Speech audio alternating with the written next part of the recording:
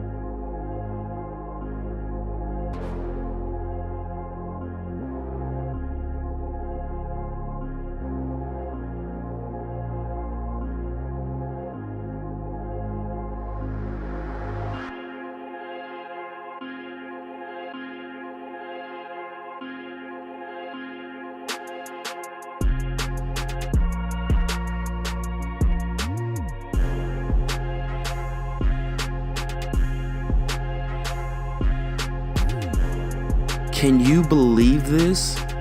He went in the locker room and started talking about Maurice Spates and bringing him in and trading people with the analytics guy.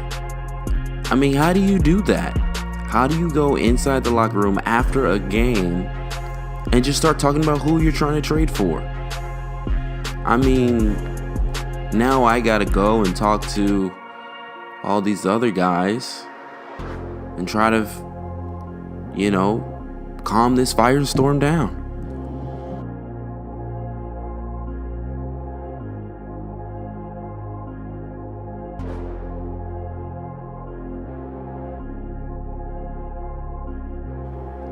I promise it's not personal. The owner's just an idiot.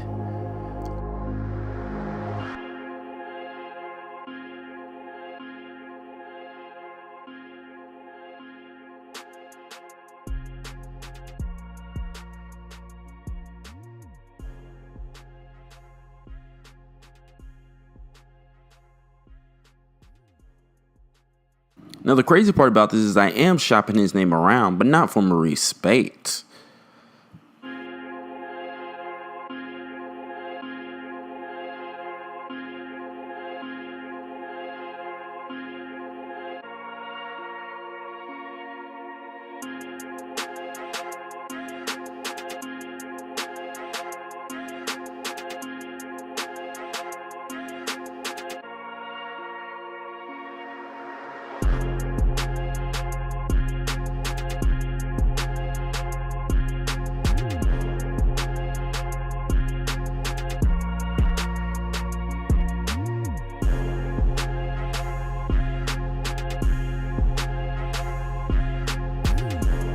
And you can't blame Whiteside for being mad.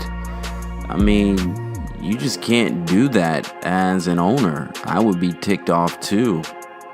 So let me talk to him and see what's up.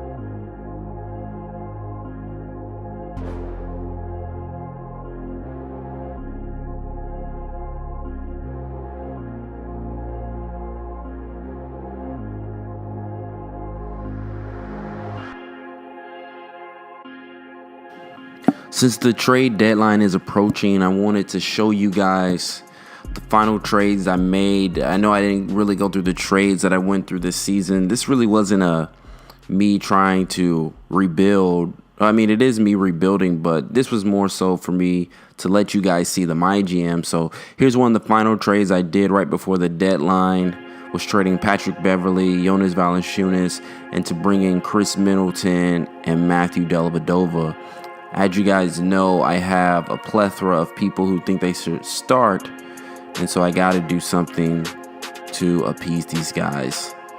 The next thing I did to make room was I traded Elijah Millsap and TJ Warren for Yusuf Nurkic and Jake Layman. Nurkic is a former Nugget, so we're going to bring him back in.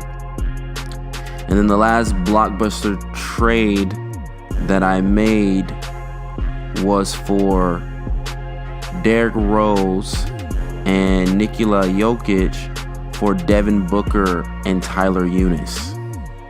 So that was a big major trade that I made. And so this is my lineup right here. Starting, we got Kemba Walker. Oh yeah, I got Kemba Walker. Kemba Walker, Devin Booker, Chris Middleton, Chris Bosh, Hasaan Whiteside, Nurkic coming off the bench, Julius Randle coming off the bench, Lamb coming off the bench, and we have Tyler Unis and Amumute. Those are my rotation players, and then you got Dellavedova, Black, Dang, and Brewer down there as our reserve. So that's going to be the lineup that we take into the next season. And I also wanted to show you guys this cool little thing right here. If you haven't seen it, it's called a system proficiency. So all you do is you plug in your starters here, as you see what I'm doing right now. And I'm just going to plug in all the starters that I have. And what it's going to do is you have your coach's preferred system of what he wants to run, and then the system that you're actually running. And based on the players that you put in the lineup will, as you see, the overall star system will go up and down depending on who you put in the game. And so this is a really good way to figure out what kind of system you should run and who runs the best system. So as you see, as I change the players, the star system moves up and down. And so all I do is I put in my starters, and whichever ones my starters are good at, that's the system that we are pretty much going to run.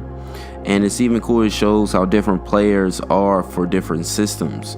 You'll see their bars go up and down depending on the different systems that I choose. And so it just so happened that pace and space was the best one for our select group of starters. So we're going to run that, and I will catch you guys next episode. I got to figure out how to damage control all this drama the owner caused. Peace.